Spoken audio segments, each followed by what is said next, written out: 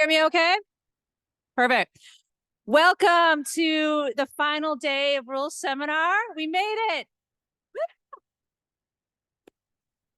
So we have an absolute treat in store for you for later this day. We have some amazing panels coming up.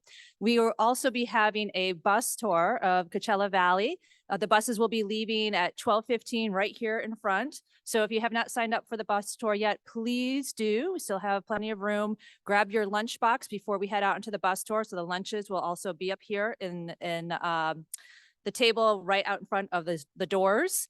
And then immediately after the bus tour, about 5:30, we'll also be having the awards ceremony. So we'll be closing the 3-day Rule Innovation Summit with the awards ceremony. So please stay with us. The awards ceremony will be a fantastic event where we'll be really paying tribute to so many of our Rule legends and our Rule champions throughout the year. So with that, again, I just want to thank you so much for being here with us this morning. And I want to introduce Nadia Villagrán, who is the Director of Development and Strategic Partnerships for the Rural LISC team, and also really the infrastructure behind so much of this week's event. So please help me in welcoming Nadia to the podium.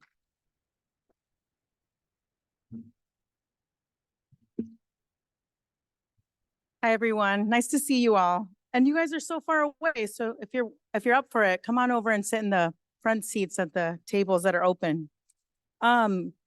As Kate said, we have an incredible program today. We get to have a conversation with the USDA Rural Housing Service Administrator Joaquin Altoro and a few housing legends from our network in a little bit. But first, today is my favorite day of our event. It's tour day. Some of you have been on tours with us in South Dakota, in Oregon, in West Virginia. Basically the 3-hour tour that goes on forever, although we promise not to do that to you today. Our local host, the Coachella Valley Housing Coalition, has planned a really great event. And just as a teaser, I know that they're going to have pan dulce, champurrado, and tamales at the last stop. So you'll get a treat while you're out. And so I did want to share a little bit more about CVHC to give you a hint of what's to come. So we're going to show a quick video on the history of CVHC.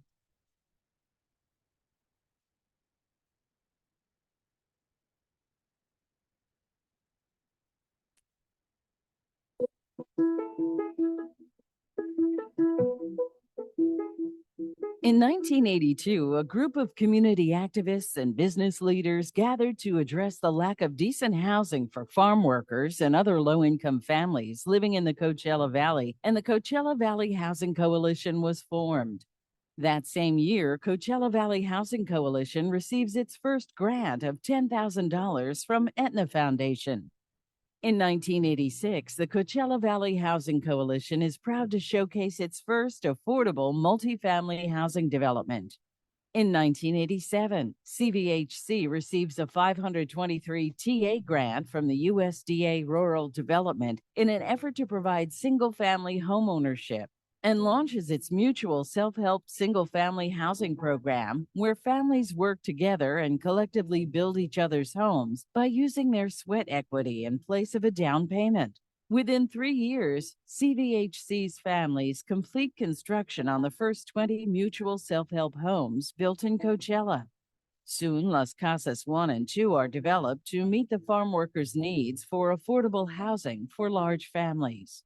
1992. Las Casas 3 soon follows, featuring spacious family townhomes, and is CVHC's first tax credit development.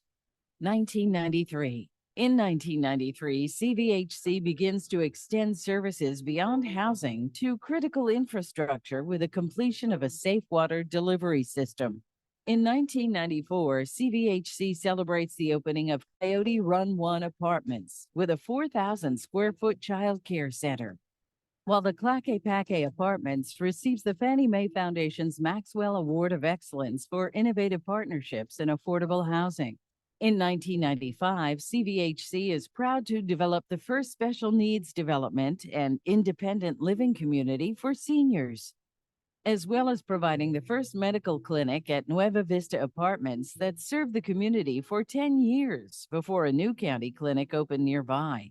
Agriculture is one of the biggest industries in the Coachella Valley. CVHC continues to serve the specific needs of the farm worker community by developing housing for retired farm workers, as well as housing for migrant farm workers, accommodating 8 adults per unit. 1999.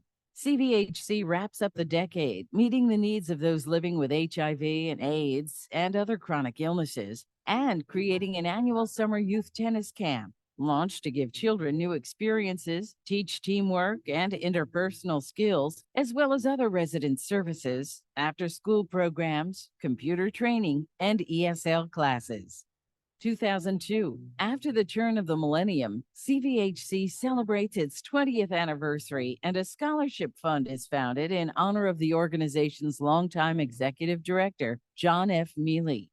CVHC was proud to receive the Bank of America's Neighborhood Builder Award, Nonprofit of the Year Award, and the National Association of Realtors Hope Award, Project of the Year. Affordable housing continues to grow. More and more single and multifamily communities are built. 2007, urged by U.S. Department of Agriculture and County of Riverside, CVHC assumes responsibility for 253 units at the Fred Young Farm Labor Center. CVHC continues to add more and more affordable housing units. CVHC was granted membership charter in the prestigious NeighborWorks America organization, whose mission is to create opportunities for people to live in affordable homes, improve their lives, and strengthen their communities. Conferment of charter acknowledges a high level of performance and achievement and accords status as a NeighborWorks organization. CVHC completes the largest single-family development, consisting of 204 self-help homes in the community of Mecca, and the largest multifamily development, consisting of 218 units in the city of La Quinta. In 2012, the John F. Mealy Scholarship Fund has awarded nearly $400,000 to 382 students to date. Founding Executive Director John F. Mealy retires, and CVHC hires Julie Bornstein. And CVHC ranks as number 40 on the top 50 developers of affordable housing in the United States. In 2018, CVHC is proud to unveil the 138-unit multifamily development for homeless U.S. veterans. In 2021, the John F. Mealy Scholarship Fund has awarded nearly $919,000 to 819 students to date. In 2022, CVHC celebrates 40 years of excellence in providing affordable housing, infused with a comprehensive, multi-layered approach to healthier communities. Coachella Valley Housing Coalition continues to enrich lives year after year and has built more than 5,000 multi- and single-family residences to date. Long-term Chief Financial Officer Pedro S.G. Rodriguez is hired as CVHC's Executive Director. Together with our partners, CVHC looks forward to a brighter tomorrow by continuing to build hope, dreams, and stronger communities.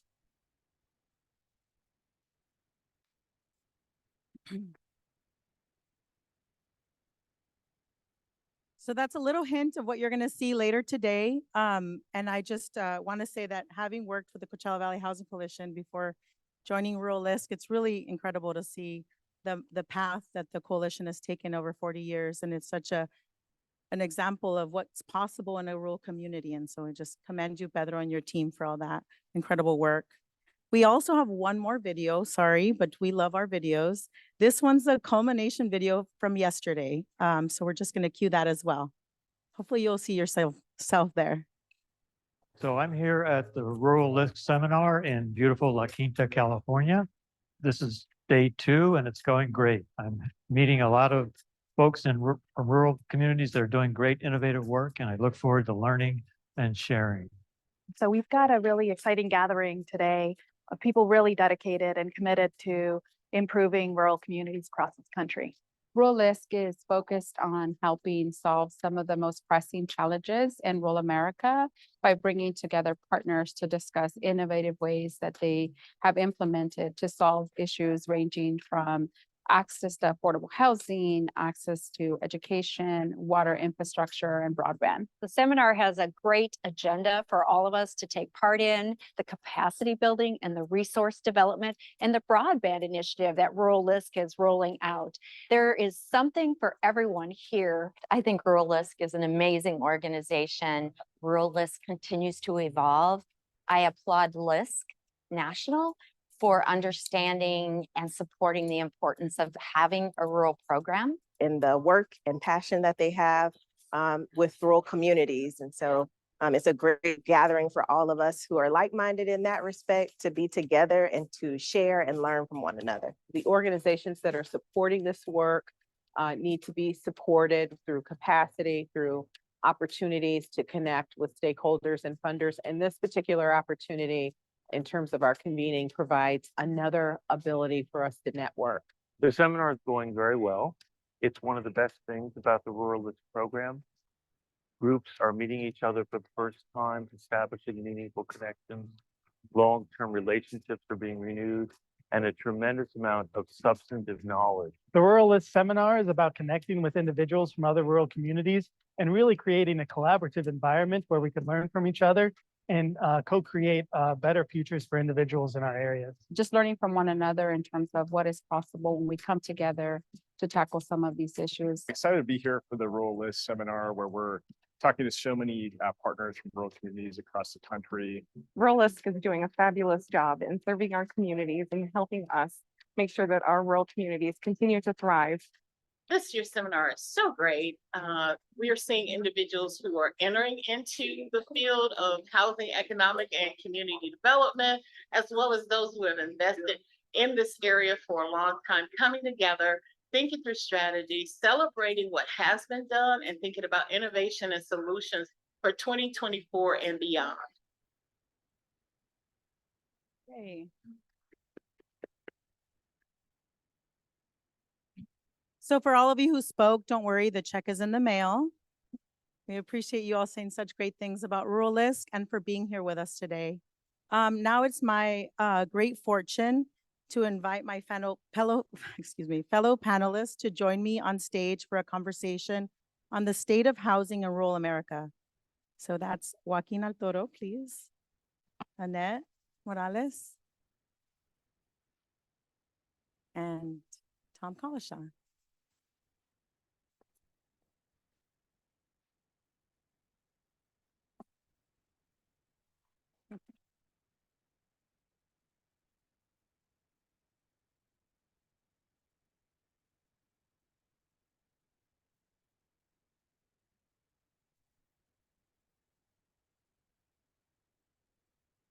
Buenos dias. Buenos dias. Hey, everyone. Hello.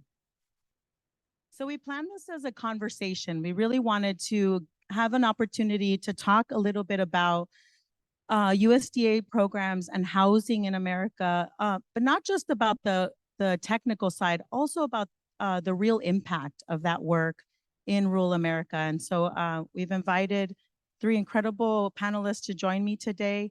I was really hoping each of you would be open to just introducing yourselves, sharing a little bit about yourself and your organization. And perhaps Administrator Altoro, if we can start with you. Buenos dias. Hello, everyone. So there's a screen in front of me here, and I didn't get to powder my head because I got a shiny head here. So sorry about that. So I apologize in advance for my shiny head. So the title is the Administrator for the Rural Housing Service at the United States Department of Agriculture.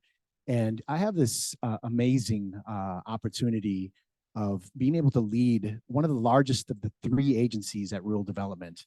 One way for the bankers in the room to be able to define that is our portfolio size is about $185 billion in assets and lending authority. And you know, RHS, I'll use that acronym for now. It seems to be a real DC thing to use the acronym, but RHS has a real powerful set of tools to really address the needs of rural and tribal communities. We work through a network of 47 state offices and 400 area offices. You probably saw on the screen some of our state directors, and excited and a shout out to say hello to you all that are here. If you haven't had an opportunity to meet them, please seek them out. And if if I may just have our state directors that are still here or are continue to be here, if I may have you just raise your hand. I know we have a handful of them there. I appreciate Louisiana, Alaska, Arizona. Very appreciative of them being here. And then, you know, under President Biden, his investing in America agenda, it's really important that we grow the economy from the middle out and the bottom up so that we leave no community behind.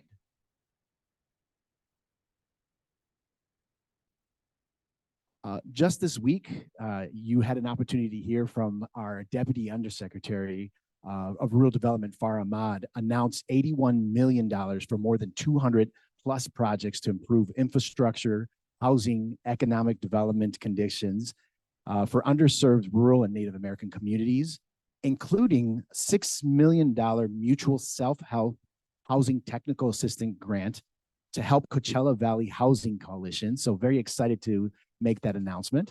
Yay. Congratulations. And, you know, as I was watching the video, I see celebrating 40 years. Does that make the organization a millennial or a Generation X? I'm curious on what side of the equation that puts there, but very much, Pedro, deep respect for the work that you and the team have done and will be doing going forward. That $6 million, we hope that that funding will help 125 low and very low income individuals and families become homeowners through the mutual self-help construction method. And so we are very excited to see these investments have a lasting and economic and social benefits within rural America. Annette? Okay, hi, my name is Annette Morales and I work for Tierra del Sol Housing Corporation. We're in Las Cruces, New Mexico, but we work in the colonias in southern New Mexico, West Texas, and Arizona. And I have a video that introduces us. It's not as slick as yours, Pedro. Let me just tell you, because it was me and my son that put it together. So if you all can shoot the video, I'd appreciate it. Oh, you don't have the video? I gave it to him last night.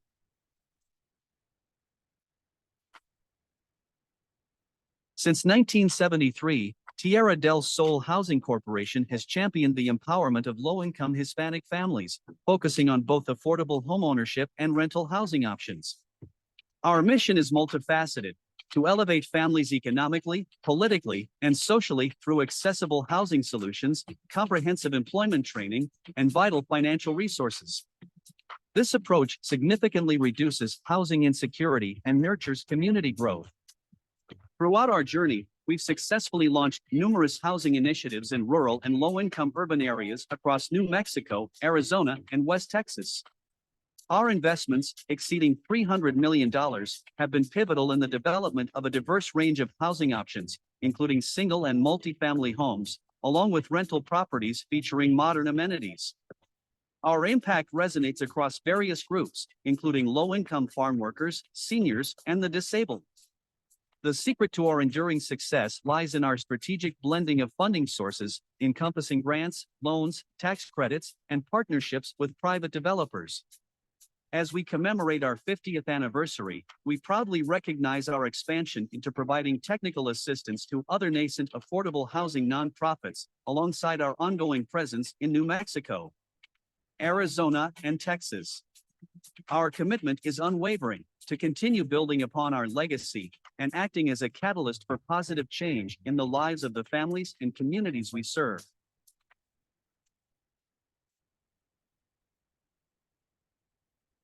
In a nutshell, that's who we are and that's what we do. And I'm going to do a rapid lightning round issue. We are very grateful. NeighborWorks showed up at our anniversary. The tent was our anniversary special. We gave keys to 30 families to their homes in that development. So we're very happy and it was amazing. Our partners, our intermediary partners are LISC, HAC, now CAB, RCAC, and NeighborWorks. They are all extremely user-friendly to us and meet our needs. They're flexible, they work with us very well, and maybe it's a lesson for USDA to learn from them on how to deal with nonprofits like us that really need the help. Our federal partners include USDA, HUD, DOE, and DOL. We utilize all the ABCs and 1, 2, 3s of federal funding opportunities. Our private partners include the banks and developers. We work with state and local government. And of course, everybody, as you all know, as practitioners, we layer funding. And it takes a lot of work to be able to layer the funding. In fact, LISC and RCAC, we're going to hit you up for pre-development money loan. Just saying. Our feeling of success is when the homeowners come into the office and they get to choose their granite or tile or carpeting, their cabinets, the color of their houses and the interior and exterior. It just warms the heart. So we find success in our home buyer post and pre and post counseling. We are going to need money for that. We only have one certified home buyer certified person that teaches classes every week, and we have 20 families a week. We follow them through the whole process. And so we're needing more money. In fact, if USDA Bank is here, US Bank is here, we're going to hit you up with a letter of interest. We are very grateful. Primarily, we get funding from USDA, and they have been very good about us. And we're worried about the decreased funding in 2024 because we primarily depend on USDA for funding. We would like to see, I know Sarah talked about the coordination amongst all federal agencies so that maybe we can have a one-stop shop. 75% of the work that we do is in the application and getting all of the stuff taken care of. HUD requires NEPA, USDA doesn't. If we can have a consistent way of application so that everybody can be on the same page when it comes to applying for funding would be great. Another issue that we have is the time that it takes a loan to be processed through USDA. It takes 6 months to a year at best. And our clients are waiting to get into their homes. We have all the paperwork done, but it just takes sometimes up to 2 years to get it funded. And then the staff turnover at the local level. We don't have the knowledge base because the turnover is so great in New Mexico, at least in our area. And so we'd like to see if we can work with USDA to package the loans to make it a little faster so that all we have to do is send it to you all to do the underwriting and get the loans done. Thank you. So I'm channeling my boss. If some of you know Rose Garcia, I'm channeling her. She talks and she's a diminutive little lady, but man, she packs some heat. And so she does pack some heat. So we spend a lot on the compliance. And then when we get the loans, but it takes 6 months to a year to get approval and actually draw down the money. So we'd like to maybe expedite that and see if we can do anything to help you, maybe work with our intermediaries because they get our money to us, our loan money to us quite quickly. We have a relationship again with the people, the LISCs, the HACs, the NALCABs, the RCACs. They are extremely helpful and friendly to us. And maybe USDA can learn something from them. Thank you so much. Go ahead, Tom. So I didn't know we were starting the airing of the grievances already, but I'm Tom Collishaw. I work at Self-Help Enterprises. We're a nonprofit born in 1965. I think that makes us a boomer, actually. And we do mutual self-help housing. We do rental housing development. And we do comprehensive community development through water and sewer infrastructure. And in recent years, work around the climate crisis related to drought and other weather-related challenges. So I've been there since dinosaurs ruled the earth for 41 years, been CEO for about the last 10. And we've seen a real explosion in the ability to expand our impact, particularly on the housing front, although there are fissures on the horizon. And I will say that we've come through a period where federal funding was less important to us because in California, we enjoyed some pretty significant both voter bonds, voter approved bonds, and also some budget surpluses that allowed us to do a lot of additional housing work. But I see a time that the federal programs are going to become, again, very central to our work as they have been for years. Thank you, Tom. I appreciate that. So I'm just going to share a little bit about myself. I'm not sure if most of you know this, but I'm actually a product of the Mutual Self-Help Program.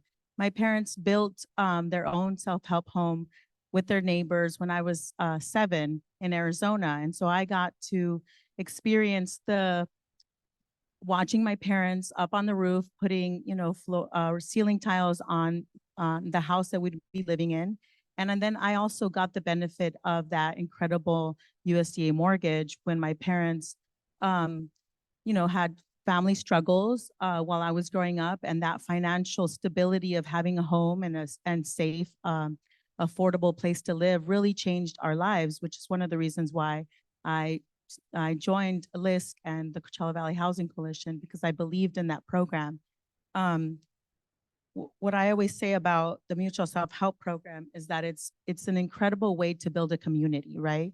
It's an incredible way for folks to help each other out, see each other in the same walks of life, and then come together to do the most basic thing, which is build a roof over the heads of their families and those of their neighbors. So I can't say enough about how important that program is to me. And I'm so excited that the Coachella Valley Housing Coalition got a $6 million grant to be able to continue that program here in the Coachella Valley and into Imperial County.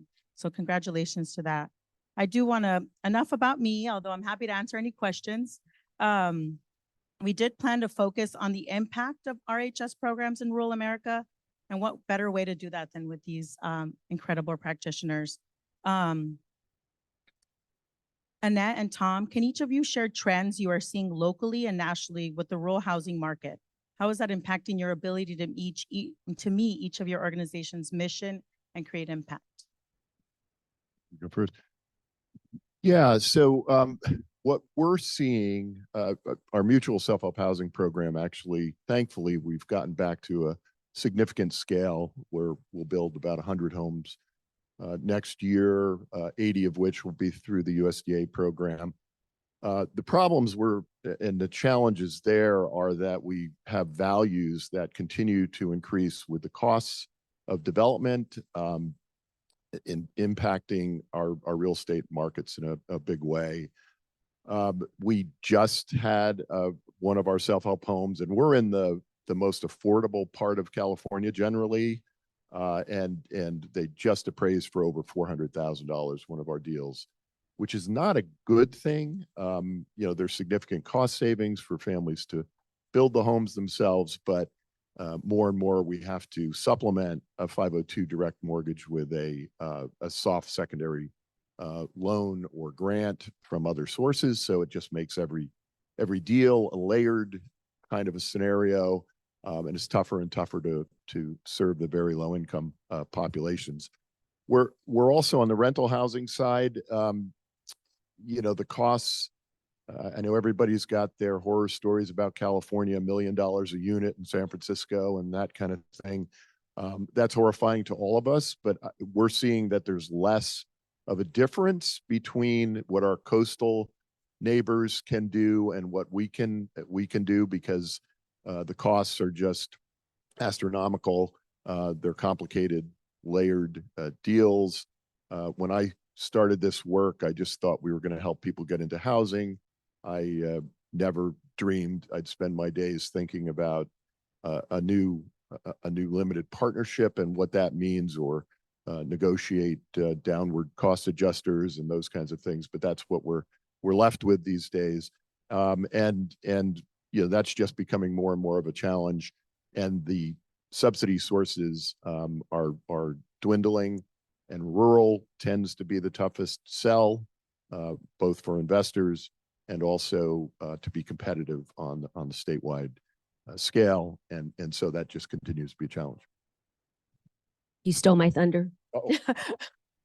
Ditto. The interest rates, the cost that it takes, the material costs that it takes. And we live in the desert on the border.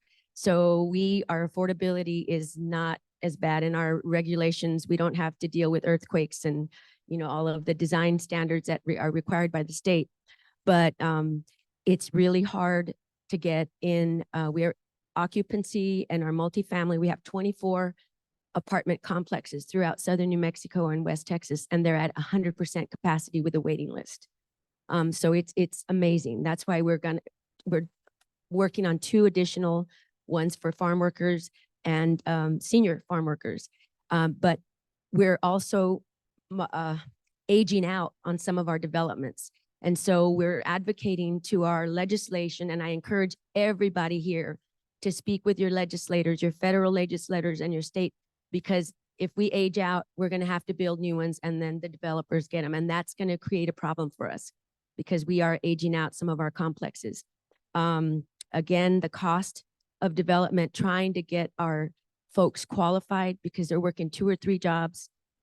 They've got extended family members, and we're trying to make it work for them. But now that federal funding, we're working on state funding, and it's great that Sarah spoke about all of the different opportunities with EPA and DOE.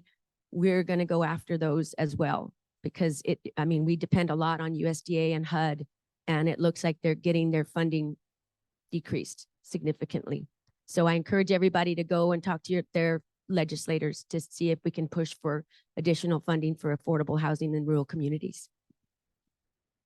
So hearing that, Administrator Altoro, can you please tell us priorities of IHS? If you don't mind, I just wanted to talk a little bit about what I'm seeing also around the trends, because it's at a national level. I think it's important that we recognize first and foremost kind of the changing demographics of rural America.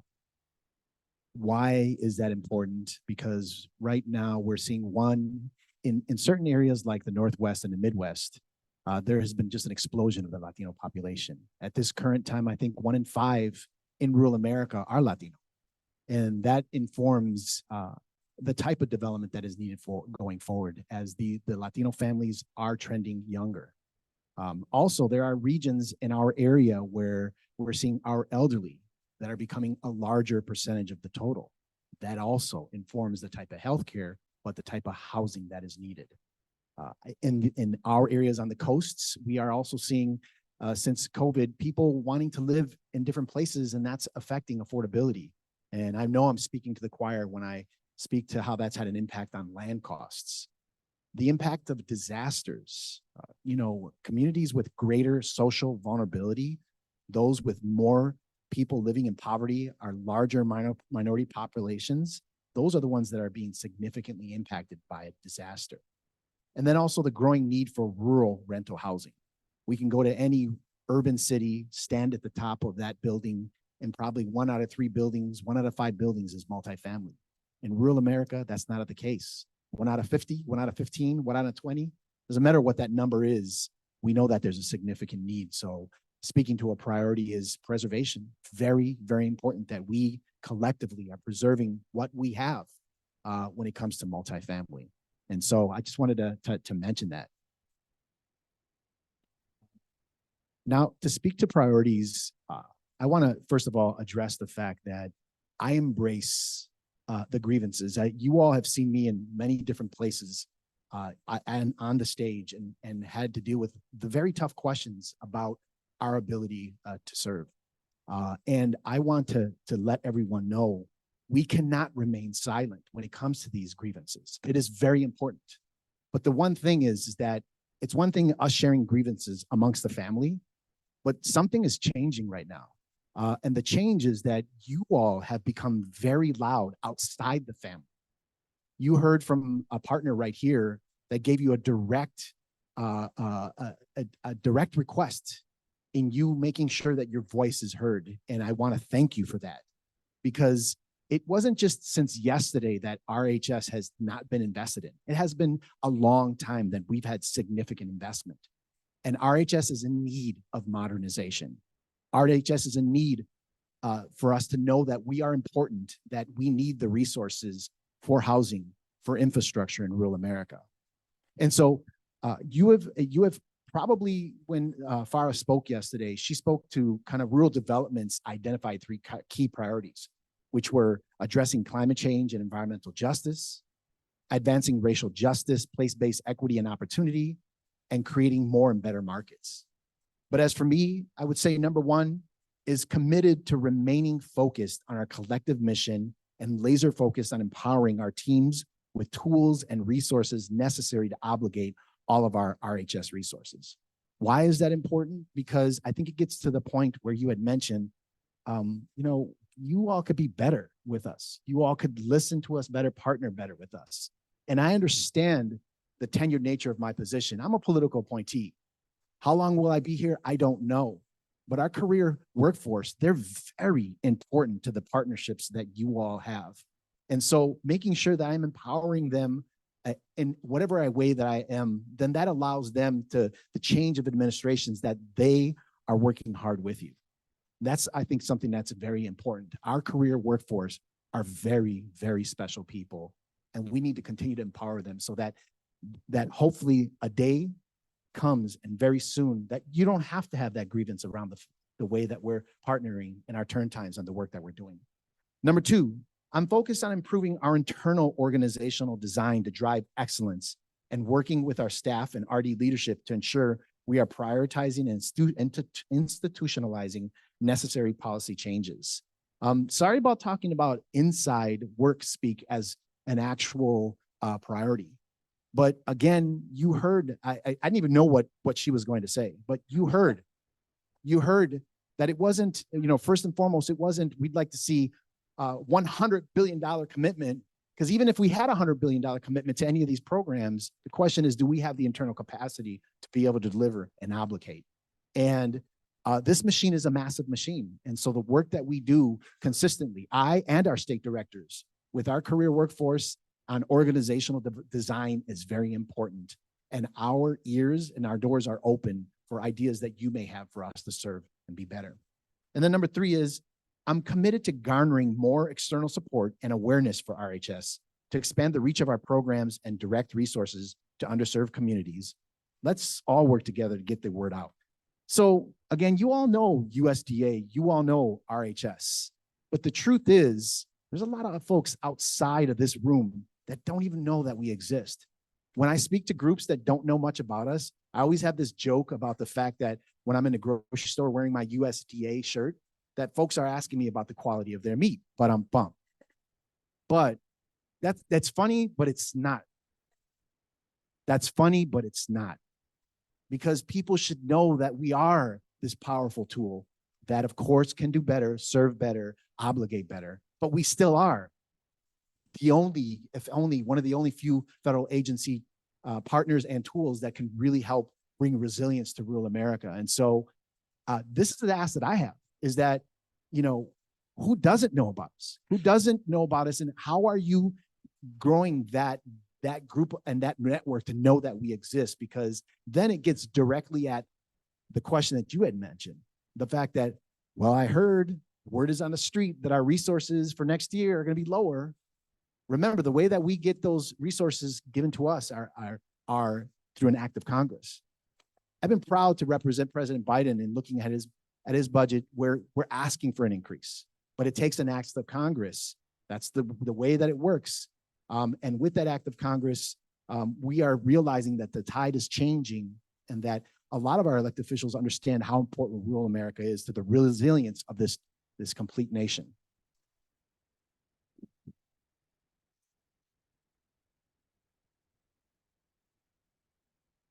Tom, I'd love to hear your reactions to those comments. Yeah, I think we absolutely have to support efforts to increase the capacity of USDA.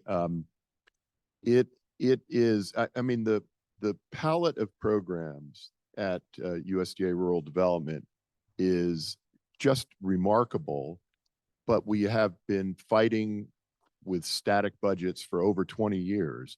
And so, for instance, the 502 Direct Mortgage Program, which is the best damned mortgage product in America for homeownership. Amen. It absolutely is. And we've assisted over 7,000 families that have become homeowners, but also more than that, they've become financially independent. They've had more economic mobility. They've been able to do things for their families, including educations for their young members of their family.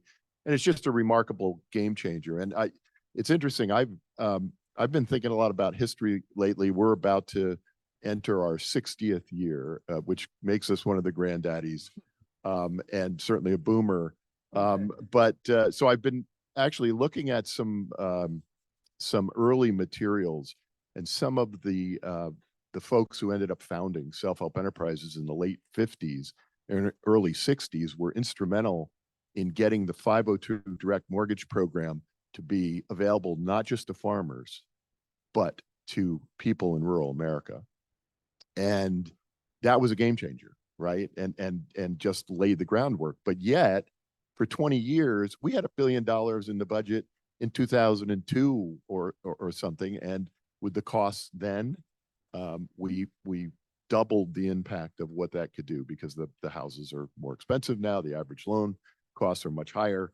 So we are not making the impact that we once did in USDA. And not to mention the 515 program, which was once a real production program for rental housing.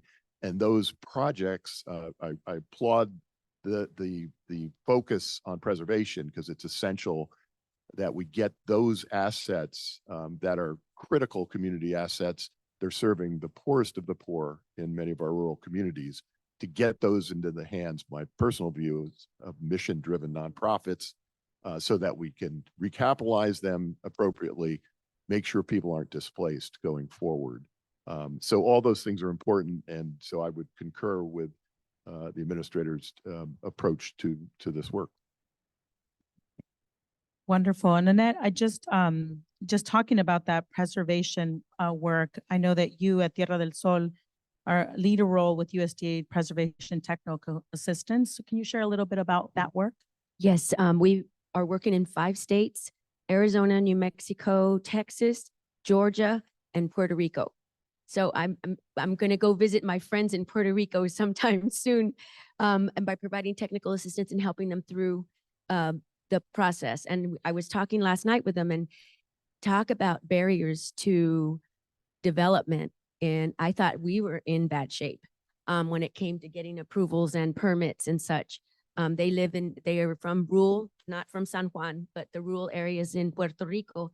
And talk about flood control, disaster. They can't have mobile homes. They can't do manufactured homes because of the storms, but they're looking at solar. They're looking at, so I'm hopeful, but we are providing technical assistance to the most nascent nonprofits in those 5 states. So we're grateful for that.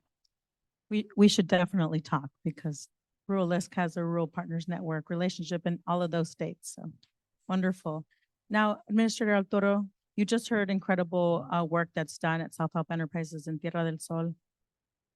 What do you think is working at USDA, and what do you think needs improvement then to further bolster these 2 incredible organizations? So the single family housing team, they are committed to expanding homeownership opportunities with a focus on underserved communities. And we are preserving affordability and allocating resources to one of our most heavily subsidized federal housing programs, 502. We are working to improve, which I think is really important. On one of the items that you had mentioned, is we're working to improve our internal processes by building permanent surge teams to assist the processing of 502 direct loans and increasing outreach for our guaranteed program. Very important, because some of our states just don't have the workforce capacity. And so at a national level, if we can create surge teams to really help them get over that hump, that's really, really important.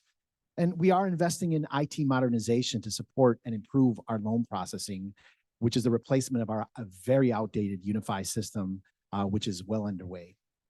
As it pertains to the multifamily housing portfolio, we're working diligently to preserve our aging affordable housing stock. So enhancing compatibility of the 515 and other programs with LITEC, which is the Low Income Housing Tax Credit Program. Really important carrot out in that market when it comes to finding kind of the equity or liquidity for us to build new supply. One of the questions I asked when I came in early stage, I've been in this position now for about 3 years, is what percentage of all of our programs are we participating in new supply, the building and new construction? Very, very, very low. And so you could imagine, right? I just told you preservation is important, but if we want to continue to see safe and affordable housing, we're going to have to figure out how do we move this ship carefully in a direction so that we are doing better on the new supply component. And so one of those is to get better at working with our state housing finance agencies that administer the low-income housing tax credits. I have a few more questions on my list, but I also wanted to take this moment to open it up for questions from the audience. And so if you want to start thinking about that, get the microphone runners ready. Do we have microphone runners? There you go. For all of us, while things are getting set up, I know we've talked about a few things. I always find that what we tend to do is we're about as innovative as it gets, right? When somebody puts a roadblock, we figure out a way to get past it. So maybe you guys can each share things you've seen or utilized to combat some of the rural affordable housing challenges we've discussed today and that are coming. Maybe Annette, I can start with you. I'm dealing with one right now. We're doing a single family housing development in Vado, New Mexico. And we did the environmental review, or the NEPA, and we found that there were 2 prickly pear endangered species cacti on the property. And I'm trying to we have to deal with the state mineral department and get a permit to remove the cactus. That's going to increase our cost like $10,000 to remove I'm sorry, going to say it, a damn little cactus that is flourishing all over southern New Mexico, but it's endangered supposedly. And so we're working on it. I need to fast track it because we're getting ARPA monies for that development and we're getting state funding, and we need to do the infrastructure by June of 2024. And so that's the thing about funding. We have to hurry up and wait. So we're going to grant you the money and then you better get moving on that. So this little cactus situation is going to cost us some time to start to do the cleaning and the grubbing on the property. So those are some of the barriers, and it's not a federal thing, it's a state thing that we have to deal with. But it is, you always hit those roadblocks. So yeah. So I don't know that this one's been a magic bullet in any way, but many of us around the country are dealing with problems with our farm worker housing development. The 514 program at USDA is a great program, and certainly the rental assistance that can come with it is a game changer in terms of being able to serve our farm worker populations. Certainly in California, our problem these days is that probably 70% or more of the people who are doing farm labor are undocumented. So that means they're not eligible for 514 housing. Our workaround, if you will, is that when we do straight tax credits and we use we have a farm worker program in the state of California, we don't have to ask for documentation. So one of our strategies has been to do sort of hybrid projects, do first phase, second phase, share some common facilities, but do one side as a 514, the other side as not a 514. And then you can still serve farm workers that just don't happen to have documentation. It is a huge challenge. Obviously, we need comprehensive immigration reform, which is probably as far away from what's going to happen with the current Congress than any issue that you can imagine. But it is just an ongoing challenge, and filling these units. And we've got a second problem that we have to overcome, which is our state tax credit allocation agencies tend to have deeper and deeper targeting. And one of our problems in California is we don't have farm workers who are working are not at 30% AMI or 40% AMI. Most of them are at 50 to 70% AMI. And that's not where we're targeting, at least in California, our tax credit program. And so you've got sort of a double whammy. So, you got the documentation problem with the 514 funding, and then you've got the deep targeting from some of the tax credit allocation agencies. So I didn't really give a good answer for how we've solved that yet, but it's a continued challenge. I think at least you identified where innovation is necessary, and we have to collectively work together better at that. One of the things I wanted to discuss is changing demographics of the region. You know, I mentioned that before. This morning, I mentioned this to Nadia, when I turned on the television station, there was just a quick blurb about something, and it said Section 14 in Palm Springs. And it didn't really speak too much about it, but then it showed pictures from, I think, back in the 40s. Forgive me, I watched it quick, and I did a quick Google search. It was Section 14 in Palm Springs, but it showed houses that were being burned. So I said, what is this about? And so I did a little bit of research. And if you have the opportunity, if you're not from this region, please do. But I think folks that are from this region know about this. It's very similar to the story in Tulsa, Oklahoma, with the Black Wall Street and kind of the raising of entire communities. If I'm correct, and forgive me if I'm not, there was land that was owned by a tribe locally in Palm Springs. And it was land that was segregated land, where you saw a majority of communities of color and some of the working class white families that would live. But eventually it was identified by developers as precious land.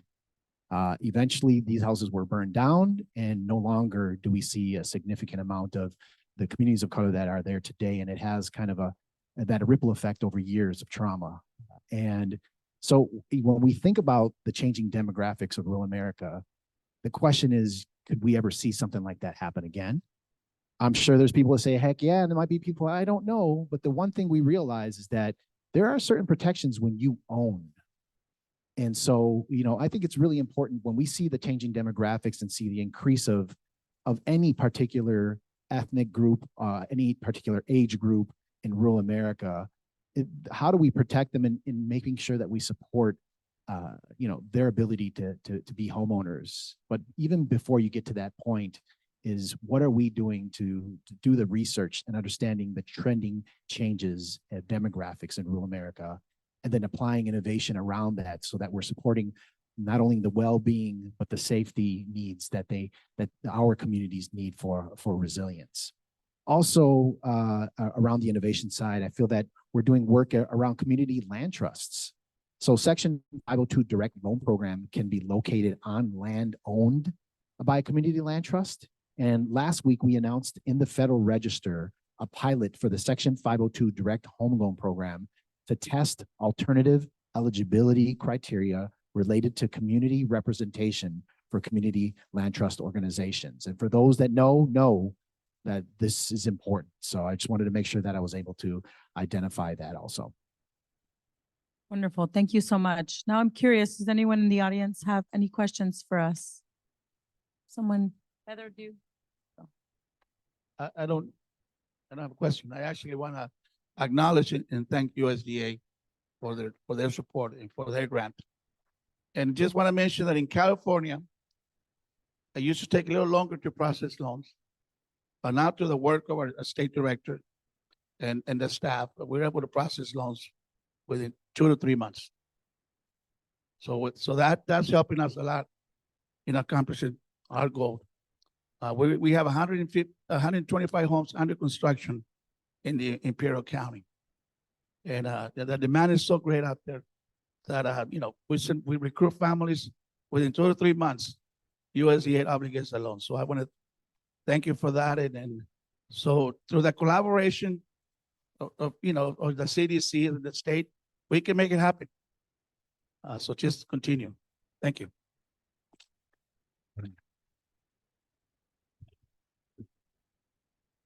It's kind of funny because I look that way and there's a light and there's a voice. So it's el Dios de Coachella Valley está hablando. And so the God of Coachella Valley is speaking right now, but I only see a light and a voice.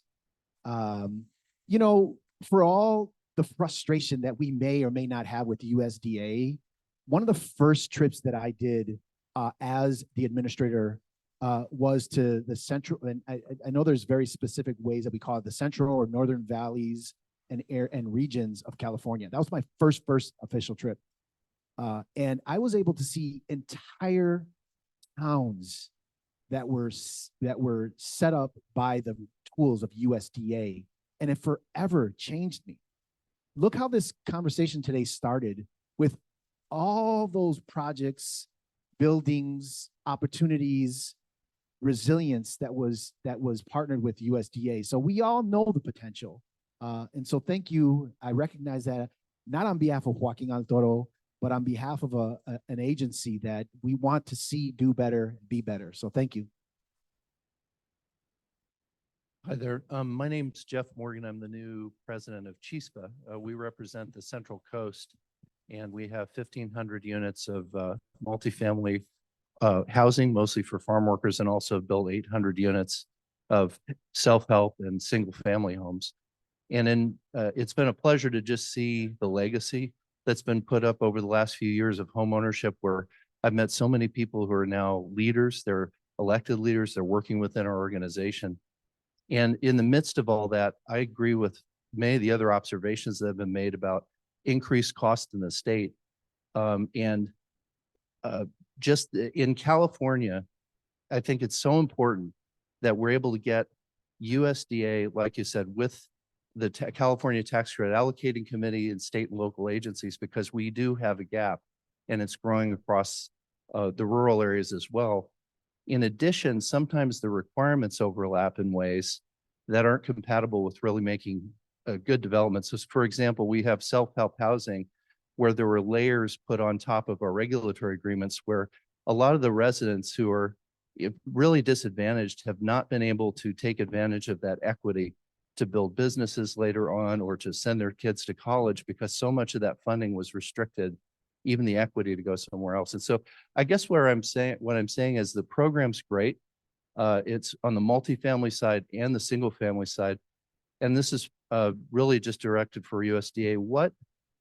To what extent is the higher levels of leadership, maybe at the governor's office or at the White House, actually trying to coordinate with a state like California with 10% of its population to change some of those rules and make it easier for us to go faster? In other words, coordinating to make sure that the regulations sync. It's a great question, and that, you know, there's always going to be the question on how is the interagency working? How are we working better with states? And we have to be very mindful of that. I'm going to answer that a little bit different. Is that a brand new announcement today? We just released this last week. Is that multifamily housing has been without a leader for nearly a year now. We've had acting leaders, and very thankful to Carissa and Jason Church that have been in those acting roles. But when you're without a leader, it's very difficult to be able to set work plans, set some of these priorities internally, and make sure that we're listening carefully to what you had just mentioned around the fact that how are you working with either agencies or the states to make sure that we have kind of that real sinuous work, that things are moving better. And proud to announce that we just announced last week a brand new leader for the multifamily housing. The title is a deputy administrator. Her name is Angela Denton. And Angela Denton, I hope that she will be invited to speak to any of your groups or associations and really hearing kind of her background. She's been with USDA for multiple decades, but comes in the beginning and working in affordable housing with multifamily properties. So she has a history. But the most important thing right now is that multifamily needs a leader that understands how the machine works on the inside and can move things quickly. And so one of the first challenges I've asked her is really to create a work plan, because I've been asked from many folks externally. So where are you guys headed? Like, what's the priority? What's the direction? And how long is it going to take you? And so we are going to be working directly on that. We're going to make sure that we're sharing with Rural LISC amongst our groups so that we're clear. We have clarity with you all in the direction of multifamily. But I always felt that first domino was but getting a leader in that position to move this forward. And so thank you for your question and your concern. I will take note of it and make sure that it's something that's really important, the work that we're doing. Oh, one more. Also, if there's any questions from the virtual audience, just let us know. My question, excuse me, I'm Margarita with Cabrillo Economic Development Corporation, and my question is related more towards rural housing, rental, excuse me. The sad reality and unfortunate situation is that many of our farm workers are undocumented. Head of household undocumented, families sometimes undocumented. What relief, if any, can be provided legislatively or otherwise to families that have been in this country for decades sometimes? It has been very difficult when, audits happen and, if staff mistakenly accepted a temporary visa for permanent lawful status, we have been asked by USDA to kick the family out with children. And I think that, there has to be some kind of relief or a pro rata distribution of funds if you have leveraged dollars from other sources. I know that there are exceptions that can be made. I worked in legal services for a long time, and we did serve the undocumented, even though we received the Legal Services Corporation money, which disallowed those expenses. But I'm just curious as to, when will we face reality that many in America that live here and produce, the labor for our country are undocumented? Thank you. Thank you for representing the interests of our farm workers. Secretary Vilsack, farm workers are very, very important to his priorities and to his legacy. Every year, Secretary Vilsack has kind of a state of the agriculture conference seminar in Washington, D.C. that brings thousands of people to this massive hotel in D.C. And it was heartwarming to know that he has some of his economists right at the beginning. He speaks and kind of says some of his priorities. Then he has the economists speak to very technical speak around agricultural commodities. And then the first breakout session for everyone is he invited 3 farm workers to speak about the realities of what it meant to be a farm worker today. And he has challenged almost every aspect of USDA to understand the plight of farm workers and understand how we could be better in serving our farm workers. And so I very much appreciate that, which has created kind of a task force internally at USDA to discuss almost every aspect of that, of the farm worker. On the direct issue you had mentioned around kicking out a family from housing, that's concerning. That's very concerning. And as a matter of fact, I spoke at a farm worker conference in, I think it was Hood River, Oregon. Forgive me from those that are in Oregon, Hood River, Oregon. And it was a real encouraging conference. And a ton of issues were brought forward around how we could be better. And I had asked them, I said, could you prioritize these for me? And the number one of those priorities was just this one that you had mentioned right now around right now in our regulations, if a status changes and one is not a farm worker anymore, then they have to be asked to leave the property after a certain amount of time. And forgive me, I don't have the actual amount of time. And so we are currently working on how are we able to change some of the regulations around that to potentially increase that time to give a little bit more time. And so hopefully there'll be some good news around that. So that is looking to be addressed as we speak. But as it speaks to immigration status, it's a very touchy subject. You're right, amongst all, but it's something that has to and will be hopefully addressed sooner than later. But in the work that we're doing right now, we are looking, if it's not statutory, an act of Congress, we are looking deep into our regulations as to how can we support to make sure that we're supportive of our farm worker community as it pertains to rural housing service. Any more questions from the audience? As you guys think about it, I'll throw one out myself. We can't talk about impact without speaking about the underserved tenants and the homeowners your organizations assist. through your work. Can you each describe initiatives you are all undertaking to support the families benefiting from the housing activity? Well, sure.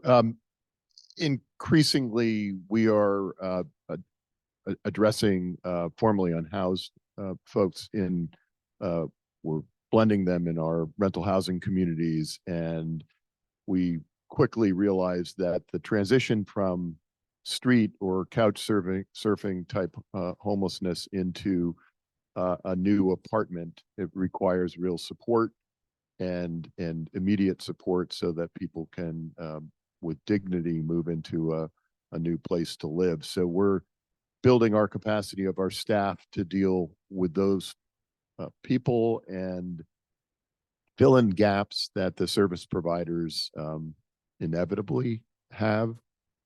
So that's just an area of increased interest for us. Of our nearly 3,000 units of rental housing, we're up to about 250 of those are permanent supportive housing units. And those are in rural areas as well as some of the more urban areas that we're working.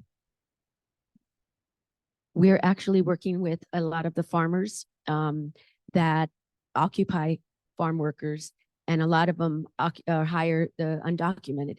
So we're working on them to help us develop and invest in housing for those undocumented farm workers, and they're seasonal.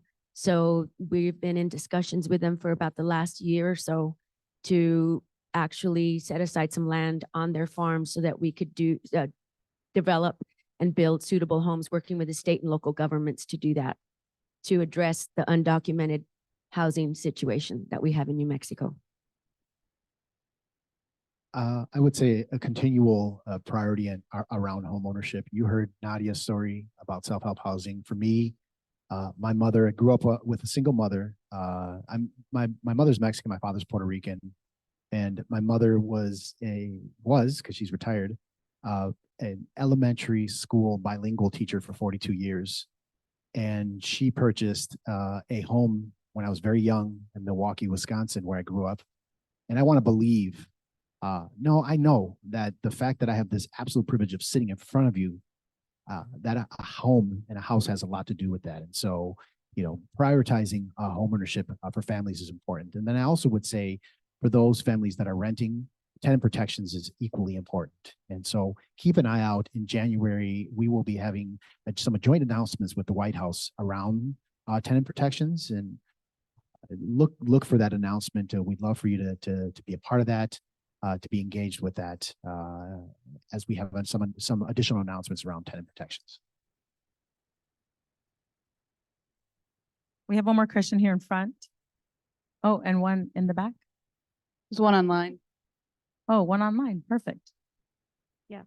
From an Appalachian lens, housing development in this area is often difficult to obtain because units are built at a smaller scale to accommodate such small populations. Any ideas on how to incentivize developers to build in Appalachia when they are building at numbers too small to utilize LIHTC? Thank you. I believe I heard that. Usually when I'm asked a question about how do we incentivize development in the very, very small regions or locations in rural America, I'd love to bring up a story that is working with Director Robert from Louisiana.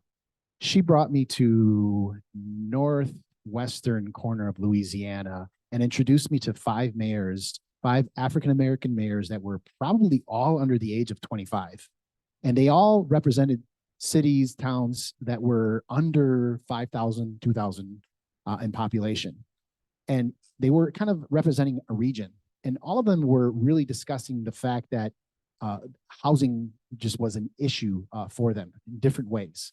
One had a significant employer that was a very large correctional facility, and recruiting and retraining workforce was difficult. The other one had a real large chicken coop operation. Forgive me for not having the direct technical term. Recruitment and retainment of workforce in that space. The other one didn't have a large employer, but had lots of land. And I had said that we are in a space today where housing alone is economic development, is economic development driver. And so Director Robert and I had made a recommendation that maybe they create a regional cooperation, regional organization so that they could access funds at a state level, at a federal level, because their representation and their capacity to really deal with housing is very difficult because in those towns, one person has 18 different hats. And proud to say that in the work and the support by Director Roberts is that they are moving in that direction and creating a regional commission to really deal directly and specifically with housing. But then this allows them to really share capacity, allows them to access and compete for resources at a state and national level. And even philanthropy is looking for those types of opportunity and partnership. So just a consideration for that type of regional cooperation would be really important. Good morning. My name is Keely Hansen. I'm with JP Morgan Chase. Thank you so much for this panel. Kind of on the same theme of home ownership. Recently, JP Morgan Chase released a policy brief on heirs property, or what's often referred to as tangled titles. And for those that may not know in the audience, it's typically when someone passes and they don't have a formal will, and it creates indivisible shares that can create many different problems for wealth preservation within families. And based on our research, we know that this disproportionately affects Black families and Latino families and in rural areas. So I'm curious if embedding heirs property, as a part of a solution to homeownership programs is on the table, if that's something that is discussed, or if there's other interventions or ways to make sure that once these families obtain homeownership, it stays within those families.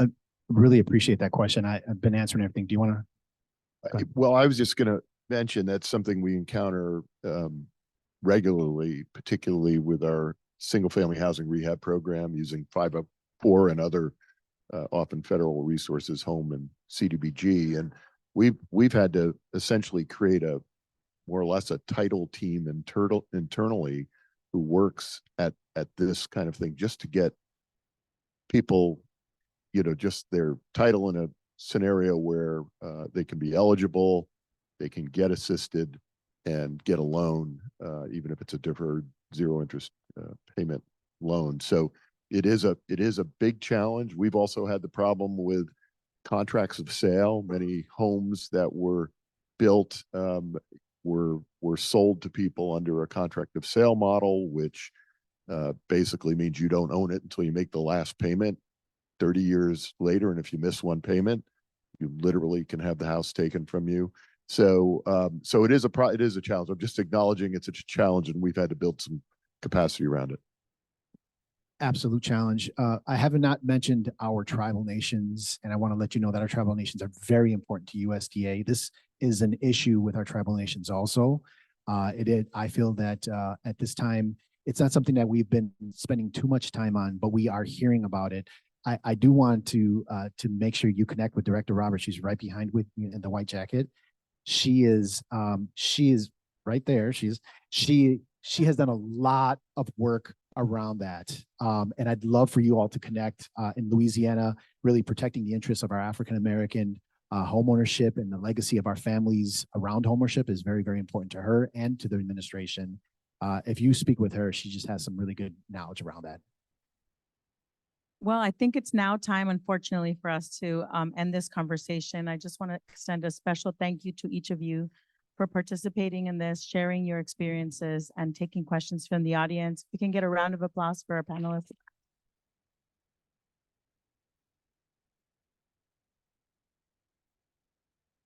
We're going to take a 15-minute break, or actually a little less because we cut into your break. Sorry about that. Before we start our last round of breakout sessions, in this room, Michael Walsh will lead a conversation about the highs and lows of affordable housing finance with a competitive suite of panelists from National Equity Fund, US Bank, Wells Fargo, JP Morgan Chase. And I'm sure you'll be very entertained. After the breakout sessions, don't forget, we're going to jump on the buses to go on a tour of the Coachella Valley. And thank you again for joining us today. Can I make a request, Nadia, really quick? I wanted to see if anybody's leaving tomorrow for the airport. I could use a ride. talk to each other about Just getting wanted to make the rides to the request. airport. Please do that.